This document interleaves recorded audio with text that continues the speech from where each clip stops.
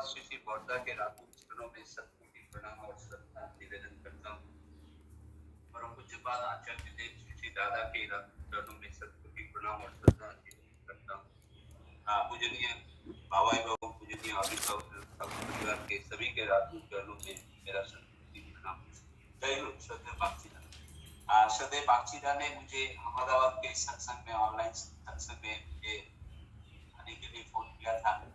मुझे बहुत आनंद आ रहा है इस अहमदाबाद के सत्संग में, ऑनलाइन वर्चुअल सत्संग में आपसे जुड़ पाया हूँ।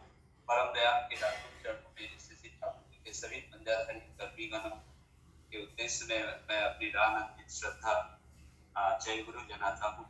सभी गुरु भाइयों को जय गुरु, श्रीमती माताओं को मेरा प्रणाम। छोटू अभी श्रद्धेय हमारे मिठुन भाई, महितोष भाई सबों ने बहुत सुंदर भजन गाया, बहुत अच्छा लगा मुझे। गुजरात से मेरा बहुत पुराना संपर्क है, संबंध है। ठाकुर जी को पकड़कर जीवन में बहुत सारे जगहों में मैं गया हूँ, बहुत सारे स्टेट्स में मैं गया हूँ। आचार्य देव, पूज्यपाद श्री श्री दादा, पूजनीय बाबाईदा, पूजनीय सिपाही बाबू, पूजनीय बिक्की बाबू, जब जैसा मुझे आशीर्वाद दिए हैं उस हिसाब से मैं गया हूँ। मलेशिया भी एक बार सत्संग के उत्सव में मैं गया था। मैं इसलिए कह रहा हूँ कि गुजरात से मेरा बहुत पुराना संबंध है। ये संबंध शायद 1991 में ही पहले से ही पूर्व निर्धारित होकर शायद मेरे लिए ये तय हो गया था। 1991 में मैं जब Indian school of mines Dhanbad में एमटेक करने के लिए स्पॉन्सर्ड हुआ था कोल इंडिया से, उस समय एग्जीक्यूटिव इंजीनियर था। तो उस समय बहुत सारे स्टूडेंट्स श्री ठाकुर जी की दीक्षा लिए थे। वो लोग देवघर भी गए थे। पहले से ही वहाँ एक पंडा भाई दीक्षित थे। उसके बाद हमारे विधाशेंदु भाई, वो तो ऋतिका के लड़के हैं, वो भी दीक्षित, पंडा भाई भी दीक्षित। तो वो दोनों बहुत याजन किए घूम घूम कर, और उस याजन के माध्यम से बाद में हमारा बेहरा भाई, प्रशांत बेहरा भाई दीक्षा लिए, राम किंकर ठाकुर दीक्षा लिए, उसके बाद बंसल भाई दीक्षा लिए। श्री ठाकुर जी की दीक्षा उन लोगों की विभिन्न समयों में। उसके बाद जब गुजरात में, सूरत में वो जमीन ली गई थी, तो पूजनीय बाबाईदा मुझे भेजे थे वहाँ गुजरात में 5 डिस्ट्रिक्ट घूमने के लिए और वहाँ पर घूम घूम कर सत्संग करने के लिए। उस उद्देश्य से भी मैं एक बार गुजरात गया हूँ। उसके बाद सूरत के विभिन्न उत्सव में और सूरत का श्री मंदिर का उद्बोधन श्री ठाकुर जी, श्री बड़मा, श्री बौद्धा की प्राण प्रतिष्ठा जब पूज्यपाद आचार्य श्री दादा अपने श्रीहस्त से किए थे, उस समय भी मैं वहां पर था, सूरत में गया था उनकी दया से, उनके आशीर्वाद से। और हजारों हजारों लोग मैंने देखा किस श्रद्धा और निष्ठा के साथ वो वहां पर ठाकुर जी की प्रतिष्ठा में लगे। इसके साथ मैं बड़ौदा भी गया हूँ। राम किंकरदा के घर में एक बार श्री ठाकुर जी का उत्सव आयोजित हुआ था, तो राम किंकरदा के डुप्लेक्स घर में मैं ठहरा भी हूँ। उनकी छोटी छोटी 2 बच्चियां थी, बहुत छोटी उम्र की थी उस समय। एक जोशीदा बड़ौदा में हुआ करते थे, मेरे माध्यम से वो सौस्तैनी लिए हैं। जब वहां पर हमारे विभाशेंदु भाई गुजरात पेट्रोकेमिकल्स में काम करते थे, स्टेट पेट्रोलियम डिपार्टमेंट में काम करते थे, उनके भी क्वार्टर में गया हूँ। और जब गांधीनगर में उनका फ्लैट का शुभ उद्बोधन हुआ था, गृह प्रवेश हुआ था, मुझे अभी भी याद है। श्री बर्मा का उस दिन जन्मदिन था। उस जन्मदिन के इस अवसर पर गृह प्रवेश की पूजा और विशेष सत्संग था, और उसमें भी मैं शामिल हो पाया था। इसलिए गुजरात के साथ मेरा बड़ा पुराना संबंध है। और गुजरात के गुरु भाइयों में जो भक्ति, श्रद्धा और निष्ठा है, ये निष्ठा मुझे बहुत ही प्रेरणा देती है। मेरे आसनसोल के श्रद्धेय देव प्रसाद दा भी अभी गुजरात में है, सहप्रतिनिधिक है। उनके पिताजी तो ठाकुर जी का साध्य किए हुए हैं, और श्रद्धेय देव प्रसाद दा वहाँ गुजरात में बहुत सुंदर ढंग से ठाकुर जी की निष्ठा करेंगे, आप सबों का सहयोग देकर, ये मेरा पूर्ण विश्वास है। अभी आता हूँ, हम लोग जो एक दूसरे से परिचित हुए हैं, एक दूसरे के घर में जो गए हैं, बहुत सारे लोग हम लोग पहले अनजान थे, लेकिन ठाकुर जी की दीक्षा के क्रम में, ठाकुर जी से दीक्षित होने के क्रम में कितने ही अनजान जगहों में हम लोग गए हैं, कितने ही अनजान डिस्ट्रिक्ट्स में गए हैं, स्टेट्स में हम लोग गए हैं, कितने ही अनजान लोगों के घर में गए हैं, जो हम सोच भी नहीं सकते थे कि जहाँ पर शायद हम लोग पहुंच पाएंगे कि नहीं। लेकिन ये ठाकुर जी की दया है, उनके साथ हम लोग युक्त हैं। एक एक हम लोगों के बीच में एक ब्रदरहुड है, एक फैमिली के तरह हम लोग हैं। इसलिए एक गुरु भाई, एक अनजान गुरु भाई के पास घर में पहुंचकर थोड़े ही समय में इतना ज्यादा परिचित हो जाता है, लगता है कि जन्म जन्मांतर से हम लोगों का जैसे संपर्क रहा। ये होता कैसे? ये होता इसलिए है कि हम लोग सब लोग ठाकुर जी को लव करते हैं, और जब हाथ जोड़ करके हम लोग जय गुरु बोलते हैं तो हमें लगता है कि जैसे हम का सारा दुख, सारा कष्ट, सब कुछ दूर हो गया। एक दूसरे को जय गुरु अभिवादन से ही मन का बहुत सारा भार हल्का हो जाता है।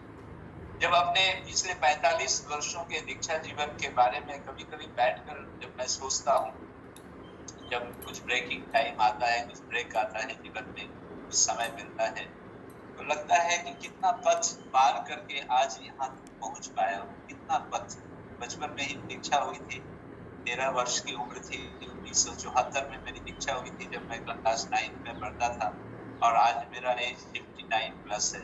यानी ये 45-46 वर्षों की जो यात्रा है ठाकुर जी को लेकर, उनके अनुशासन बात को मान करके, आचार्य देव का संग करके, पूजनीय बाबा इधर का आदेश निर्देश पालन करके, अनेक गुरु भाइयों गुरु और अनेक गुरु परिवार के सदस्यों का स्नेह भाजन होकर के, ये एक दुर्लभ चीज है। आप लोग भी, बहुत लोग इस चीज को, ज्यादातर लोग ये अनुभव करते होंगे कि हम लोग जिस सत्संग में शामिल हैं, जिस ठाकुर जी के सत्संग में शामिल हैं, ये हमारे पिता माता के आशीर्वाद से और गुरुजन की स्वीकृति से ही संभव हुआ है। श्री चुनीलाल रायचौधरी दा बहुत कम समय में श्री ठाकुर जी का पवित्र पंजा उन्हें मिला था। उस समय श्री ठाकुर जी सदैव वर्तमान थे। तो जब उन्हें पवित्र पंजा मिला, इतना बड़ा गुरु दायित्व उन्हें मिला, तो वो श्रद्धेय केष्टोदा के पास जाकर बोले थे कि दादा, ठाकुर जी का काम कैसे करूंगा? ये पथ तो अनजान, ये पथ तो अनजान है, इस पथ पर मैं कैसे चलूंगा? तो श्रद्धेय केष्टोदा बोले थे, सुनो, पथ थाके ना, पथ रहता नहीं है, चलने के क्रम में पथ तैयार होता है, चलने के क्रम में पथ तैयार होता है। तुमने सुना नहीं? श्रद्धेय केष्टोदा ने श्रद्धेय रायचौधरी दा को कहा, तुमने पढ़ा नहीं? ठाकुर रविंद्रनाथ टैगोर जी की एक कविता है, चलार बेगे पाয়ের তলায় পথ জেগেছে, चलार बेगे पाয়ের তলায় पथ জেগেছে। चलने के बेग से पैर के नीचे अपने आप पथ तैयार होता है। चलने के बेग से पैर के नीचे अपने आप पथ तैयार होता है, और ये पथ तैयार करना पड़ता है गुरु के प्रति श्रद्धा रखकर, गुरु के प्रति निष्ठा रखकर, गुरु के आदेश पालन के माध्यम से ही ये पथ तैयार होता है। इसके लिए श्रद्धा चाहिए, इसके लिए विश्वास चाहिए, इसके लिए निष्ठा चाहिए, इसके लिए अध्यवसाय चाहिए, और इसके लिए साधना चाहिए। इस तरह से करके श्रद्धेय केष्टोदा ऋतिकाचार्य जी, श्रद्धेय चुनीलाल रायचौधरी दा को बोले थे, एक पुस्तक में मैं पढ़ा था। ठाकुर जी की हम लोग दीक्षा लिए, क्या हुआ? हम लोगों के जीवन में क्या परिवर्तन आया? मैंने अपने जीवन का जब एनालिसिस करता हूँ, अपने जीवन, अपना आत्म पर्यावलोचना में करता हूँ, जब सेल्फ एनालिसिस में करता हूँ, तो मुझे लगता है ठाकुर जी को लेकर चलने से एक कॉन्फिडेंस क्रिएट होता है, एक आत्मविश्वास क्रिएट होता है, और लगता है कि कोई भी काम असंभव नहीं है। आचार्य देव का आशीर्वाद पाकर, पूजनीय बाबा इधर का आशीर्वाद पाकर लगता है कि कुछ भी कार्य असंभव नहीं है। सब कुछ वो करके ही रखे हैं, सब कुछ वो करके ही रखे हैं। अपने से थोड़ा थोड़ा आगे बढ़ना पड़ता है, सबों को प्रेम करके सबों को लेकर चलना पड़ता है। रास्ता वो बनाकर ही रखे हैं। हम लोगों के चलने के क्रम में उनकी दया, उनकी कृपा, उनका आशीर्वाद हमें महसूस होता है। जब मैं इंजीनियरिंग कॉलेज में पढ़ता था, तो एनसीसी में मैं था, कैडेट अंडर ऑफिसर। मुझे सी सर्टिफिकेट भी मिला है, ठाकुर जी की दया से बहुत परिश्रम करके सी सर्टिफिकेट मिलता है। तो मैं एक बार बीआईटी मेसरा में गया था, Birla institute of technology Mesra में कैंप करने के लिए गया था। मैं उस समय 3rd ईयर इंजीनियरिंग का स्टूडेंट था। तो मैं छोटे से गवर्नमेंट इंजीनियरिंग कॉलेज भागलपुर का स्टूडेंट रहा हूँ। छोटे से कॉलेज, छोटा सा कॉलेज है, छोटा सा कैंपस है। जब बीआईटी मेसरा में गया, Birla institute of technology Mesra में, वहाँ 15 दिनों का एनसीसी कैंप में मैं under officer, cadet under officer बनकर अपने टीम को लेकर गया। तो वहाँ का कैंपस देखकर मैं मोहित हो गया। उतना अच्छा बिल्डिंग, उतना अच्छा परिवेश, चारों तरफ साल का बड़ा बड़ा पेड़, मुझे बहुत अच्छा लगा। और प्रार्थना के क्रम में मुझे ये मेरे मन में ये आशा जगी, मेरे मन में ये आशा जगी कि काश यहाँ पर मैं एमटेक कर पाता, काश यहाँ पर मैं एमटेक कर पाता। इतना अच्छा परिवेश में ठाकुर जी मेरे को रखते तो कितना अच्छा होता। वो छोटी सी आकांक्षा मेरे मन में उस समय पैदा हुई थी। जब 4th ईयर में गया, गेट का एग्जामिनेशन दिया, गेट के एग्जामिनेशन में मैं क्वालिफाई किया और एडवर्टीजमेंट देखकर मैं बीआईटी मेसरा में अप्लाई किया एमटेक में एडमिशन करने के लिए। एमटेक में उस समय 1000 रुपए का स्कॉलरशिप मिलता था। That was the year of 1985, 1985 में एमटेक में 1000 रुपया का स्कॉलरशिप मिलता है गेट के थ्रू एडमिशन होने पर। जब वहां पर गया, इलेक्ट्रिकल इंजीनियरिंग डिपार्टमेंट में गया, तो 6 लोग इंटरव्यू देने के लिए आए थे, 6 स्टूडेंट्स। 6 में से 5 गेट क्वालिफाइड नहीं थे।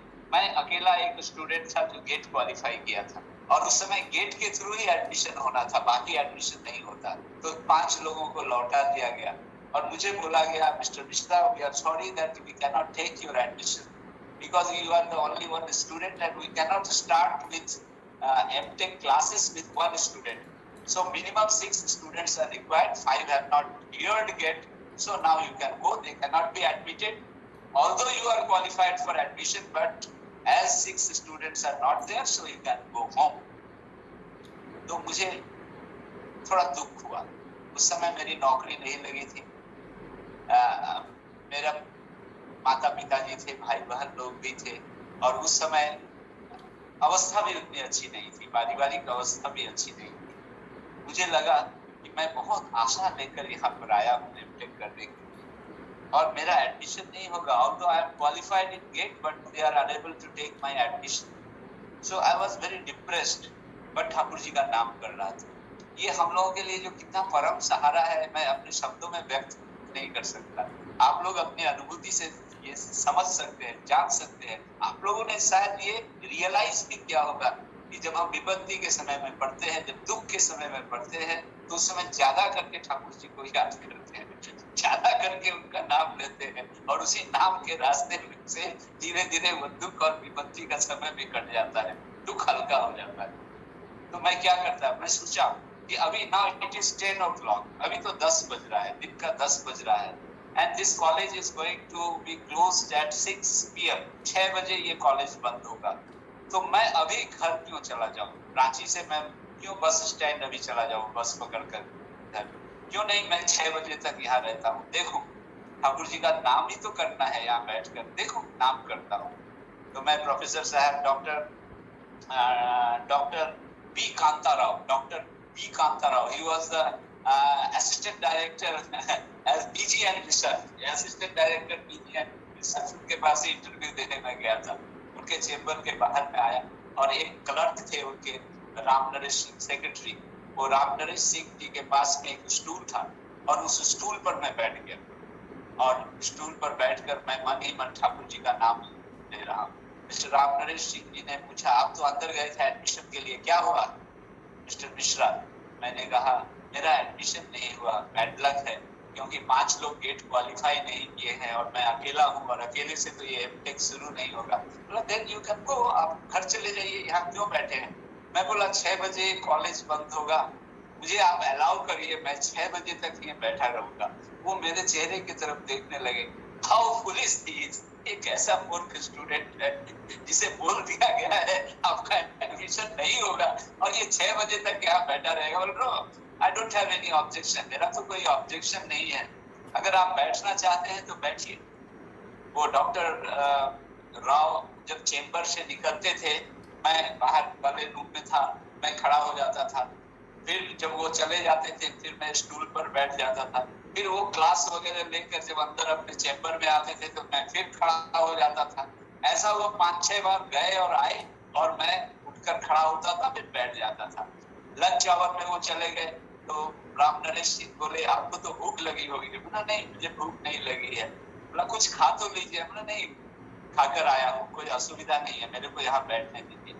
इस तरह करके शाम का जब 5 बज गया, अब कॉलेज बंद होने वाला था, 5 बजे वो लास्ट क्लास लेकर डॉक्टर राव अंदर आए, तो फिर भी मैं वहां पर खड़ा था, वहां पर या बैठा हुआ था, तो राम नरेश सिंह को उन्होंने बुलाकर भेजा। Why this Mishra is sitting over there? ये क्यों बैठा है? He has been told to go home. वापस घर लौटे, ये बैठा क्यों है यहाँ पर? तो राम नरेश सिंह ने कहा कि सर, मुझे जो उनसे बातचीत करके पता चला वो एमटेक के लिए बहुत इंटरेस्टेड है और बहुत आशा लेकर इस कॉलेज में वो आए हैं, उनका ये एडमिशन होगा, इसलिए शायद वो बैठे हुए हैं। तो डॉक्टर राव ने मुझे बुलाकर भेजा अपने चेंबर में, बोला mister Mishra, I have told you in clear terms that you cannot be admitted at this college because you are the only student who has qualified in GATE, and we need at least 6 students to start this MTech program. This is the first MTech program through GATE.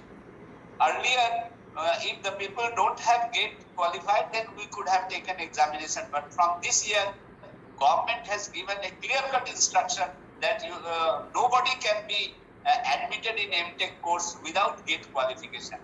Although you are qualified. तो मैंने उनको हाथ जोड़कर बोला, Sir, I have a good faith in you. Also, I have a faith in my loved Lord. Or I have come with a confidence, with a belief that I will be admitted at this college and I have to complete my MTech from this college itself. पता नहीं उस समय मेरे अंदर में क्या confidence आया था, ये ठाकुर जी ही शायद वो कॉन्फिडेंस मेरे वाक्यों में दिए थे, मेरे सेंटेंसेस में आया था, जबकि मैं खुद जान रहा था it is next to impossible, it is next to impossible. और मुझे लग रहा था कि मेरी इतनी इच्छा हुई है कि मैं यहाँ पढ़ूंगा, तो ठाकुर जी की दया से शायद ये संभव है। उन्होंने मेरे से बहुत सारा क्वेश्चंस किया। उसके बाद मुझे बोला यू जस्ट वेट। उन्होंने अपना फोन उठाया, इंटरकॉम उठाया, और मुझे लगा कि शायद वो अपने सुपीरियर जो डायरेक्टर हैं डॉक्टर हरिश्चंद्र पांडे, डॉक्टर एच.सी. पांडे से उन्होंने इंग्लिश में ही बात करना शुरू किया। Here is a one candidate, Manas Mishra. He has been qualified GATE and he is very eager to take admission in MTech. But we have only one student. We cannot start. But this is my firm belief that he will continue. So I am ready to take his admission and I want your approval. आपका approval चाहिए, उन्होंने director साहब से कहा। उधर से director साहब की आवाज में सुन रहा था फोन में, उन्होंने कहा it is next to impossible, we can not start the MTech course with one student. आपस में दोनों का क्रॉस टॉक हो रहा है, एंड देन लास्टली देखिए ठाकुर जी की क्या दया है, मैं बैठकर नाम ले रहा हूँ और मैं मन में कह रहा हूँ, हे ठाकुर जी, आप ही मेरा एडमिशन करवा सकते हैं और मेरा एडमिशन यहाँ होगा नहीं।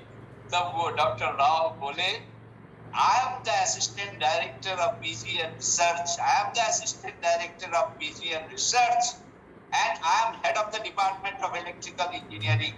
I don't want that this MTech course can go empty. ये खाली चला जाए मैं नहीं चाहता हूँ। ये MTech course शुरू होगा, although there is one student, but this MTech has to continue. ये खाली नहीं जा सकता है। In mechanical engineering there are 6 students qualified in GATE. They have started MTech and electrical में नहीं होगा, ये कैसे हो सकता है? उन्होंने कन्विंस किया और डॉक्टर पांडे ने उसी दिन शाम के समय अप्रूवल दिया। और डॉक्टर राव ने मुझे कहा, mister Mishra, congratulations, we shall start our first MTech course with a GATE qualified student. Though you are only one, but your confidence and faith has given me a belief that you will continue and we can start with you only. और अकेले से मुझे वो MTech का class शुरू हुआ। तो इसे मैं क्या कहूँ, ये मेरे जीवन की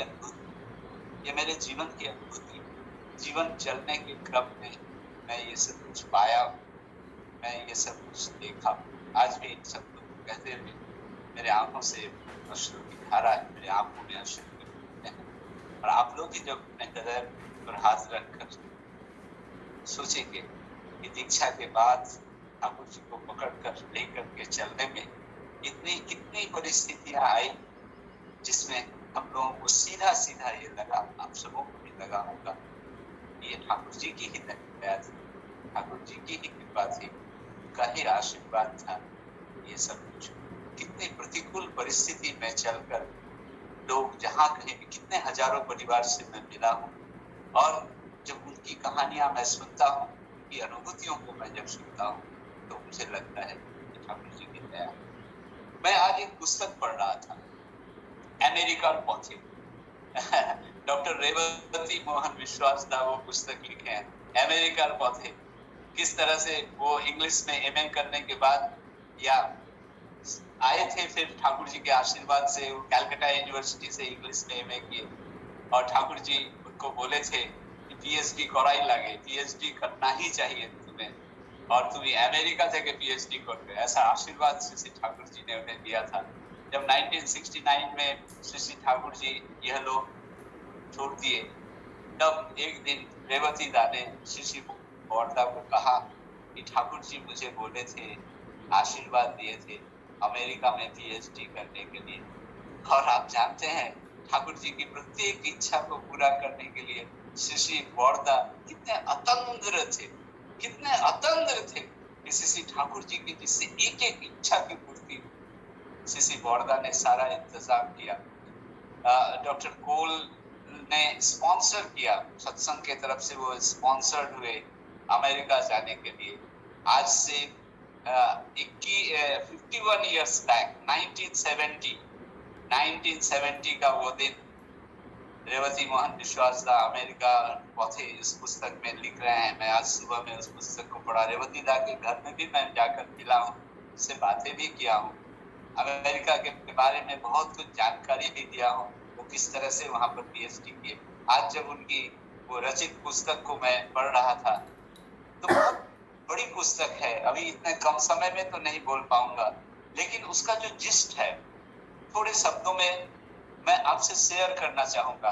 क्योंकि एक भक्त के जीवन की जो घटनाएं हैं, उसका जो विश्वास है, उसकी जो निष्ठा है, दूसरे गुरु भाइयों के लिए वो बहुत एक सोर्स ऑफ इंस्पिरेशन होता है। रेवती दा बोले कि उस दिन मुझे अमेरिका के लिए रवाना होना है। जैसे सत्संग ठाकुरबाड़ी से उस दिन मुझे रवाना होना है और ट्रेन में बॉम्बे जनता एक्सप्रेस से मुझे कोलकाता जाना है। तो मैं श्री बोरदा के पास में गया। रेवती दा लिख रहे हैं, मैं श्री बोरदा के पास में गया और मेरे मन में बहुत इच्छा थी श्री बोरदा के दोनों चरणों को मैं पकड़ पाऊं।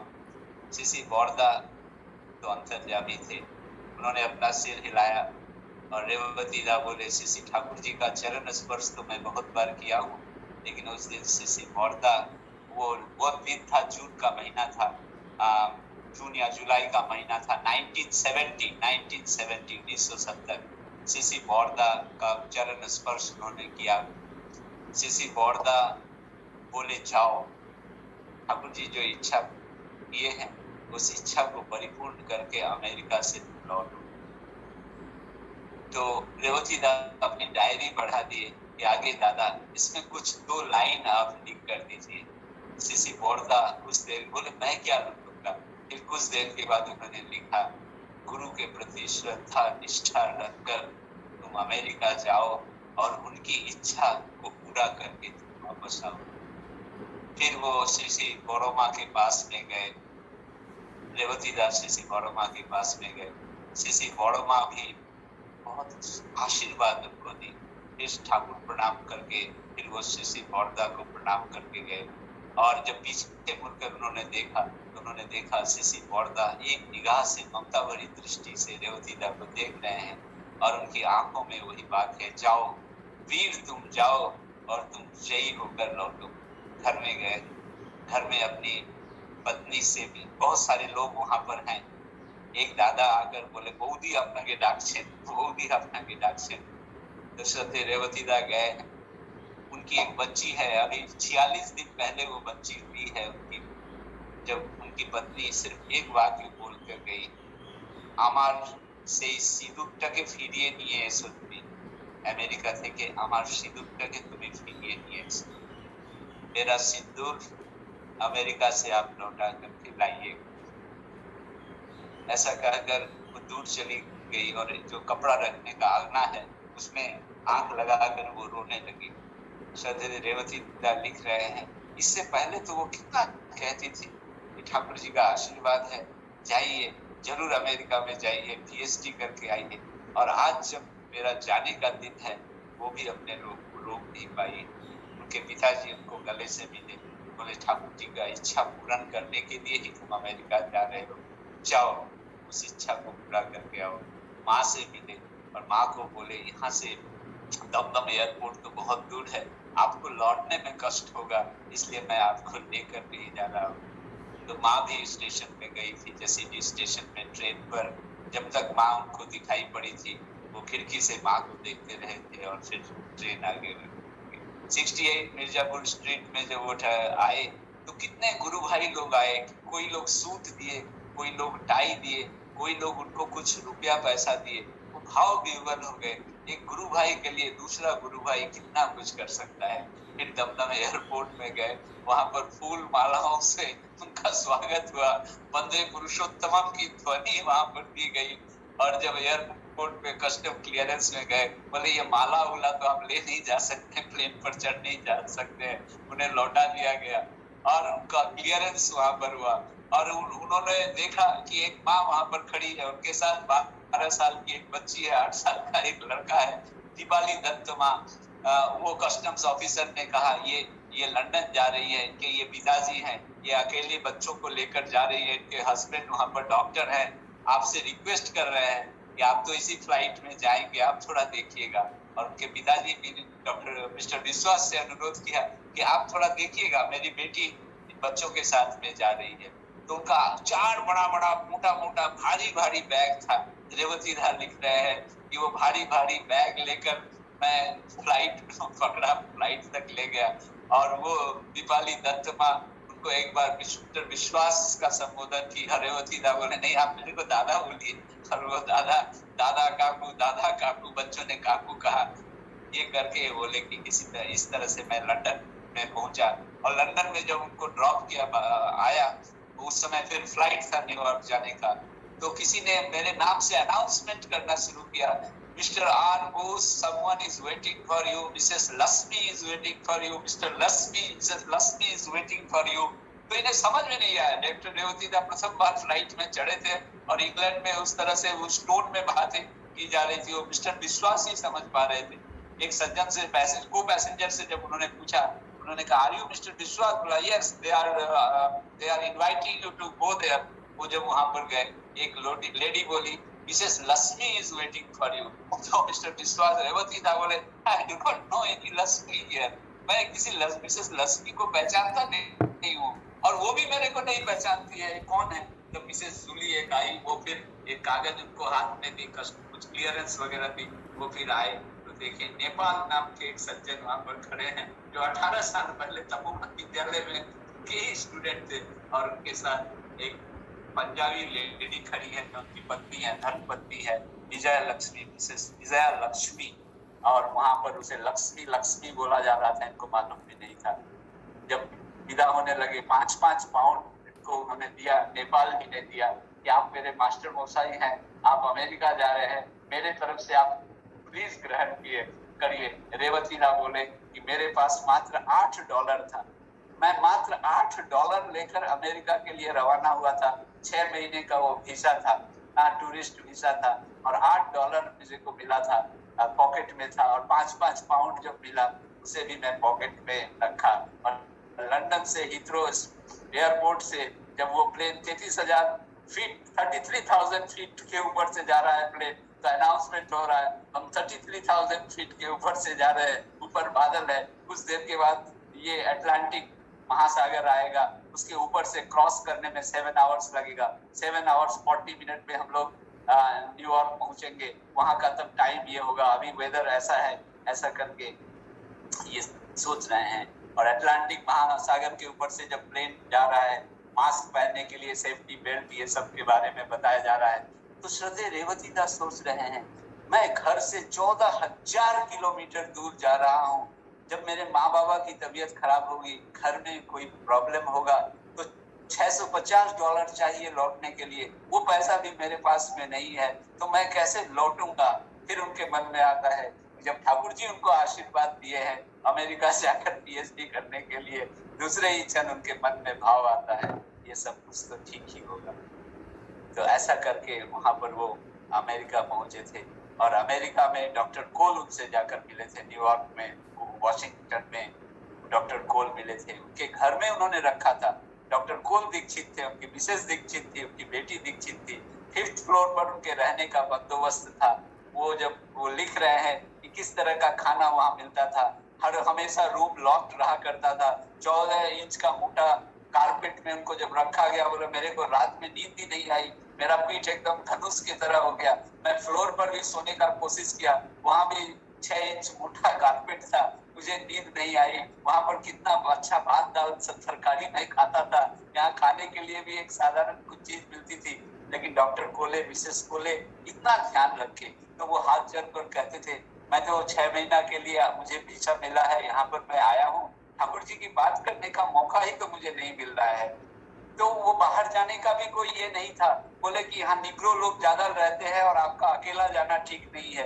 एक दिन जब उन्होंने मिस्टर कोले को कहा, डॉक्टर कोले को कहा, मैं दिन भर घर में बैठा रहता हूँ, मुझे तो कुछ ठाकुर जी के बारे में लोगों से बताना है। तो डॉक्टर कोले बोले चलिए, यहाँ डुपॉर्ट पार्क है, कॉम्प्लेक्स है, वहां पर मैं ले चलता हूँ, वो वॉशिंगटन में, वो बहुत पार्क वाली जगह है, वहां पर शायद आपको कुछ लोग मिल जाएंगे। वहां पर जाकर बेंच पे बैठते थे, लेकिन कौन उनकी बात सुनेगा, सभी लोग अपने अपने काम में व्यस्त है। कुछ वृद्ध वृद्धाएं थी जो भी जीवन से निराश हो गई थी, उनसे कुछ लोगों की बातचीत हुई थी। फिर मिस्टर जूली और मिसेस जूली, ये 2 लोग वहां पर दीक्षा ग्रहण किए थे।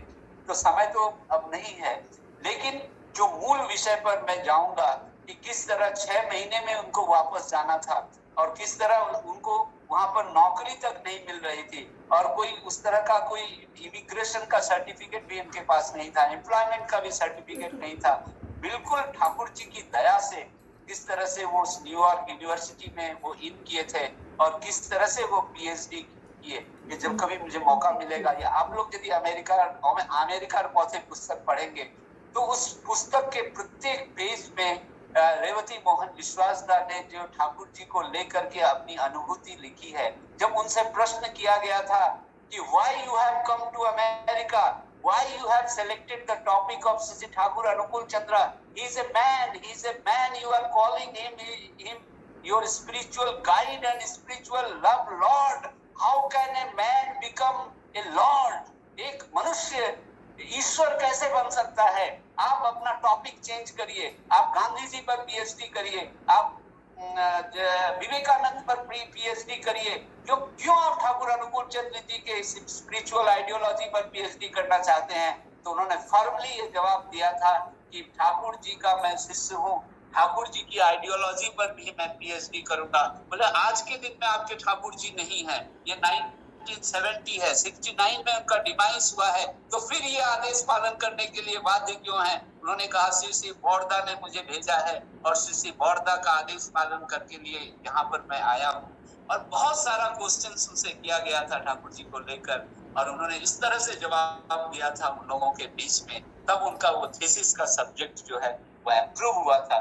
और उन कठिनाइयों में भी रेवती मोहन विश्वासदार अमेरिका से पीएचडी करके लौटे थे। तो ये है विश्वास, ये है फेथ, उनका आशीर्वाद होने पर उनके प्रति विश्वास, श्रद्धा, निष्ठा रखकर चलने से जो हमें लगता है कि शायद ये काम असंभव है, वो काम संभव होता है। ये उनकी दया है, ये उनका आशीर्वाद है। जय हिंद। आप सभी लोग प्रसन्न रहें, आनंद से रहें, इसी चरणों में यही प्रार्थना है।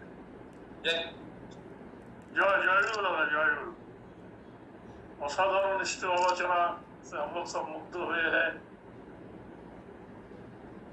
ठाकुर जी को लेके चलने से जो कॉन्फिडेंस बढ़ते हैं, आपका जो अनुभूति है, अपने जीवन का जो कहानी है आप सुंदर भाव से परिवेशन किया, वो है आपका एडमिशन एमटेक का। एडमिशन के बारे में जो कुछ घटनाएं हुआ आप सुंदर भाव से परिवेशन किया, एक इंस्पिरेशन, एक प्रेरणा मिला है हमको सबको। और साथ में ठाकुर जी का दया, रेवती मोहन विश्वासदा का जो ठाकुर जी का जो इच्छा था, इच्छा पूर्ण करने के लिए वो अमेरिका के पीएचडी डिग्री हासिल किए हैं।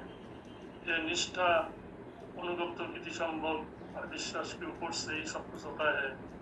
मैं अहमदाबाद गांधीनगर शासन की तरफ से आपको बहुत बहुत धन्यवाद ज्ञापन करता हूँ। परम पिता श्री चरण में आपका मंगल प्रार्थना करता हूँ। जय गुरु दादा, जय गुरु। अब ये सॉन्ग को नहीं सुनते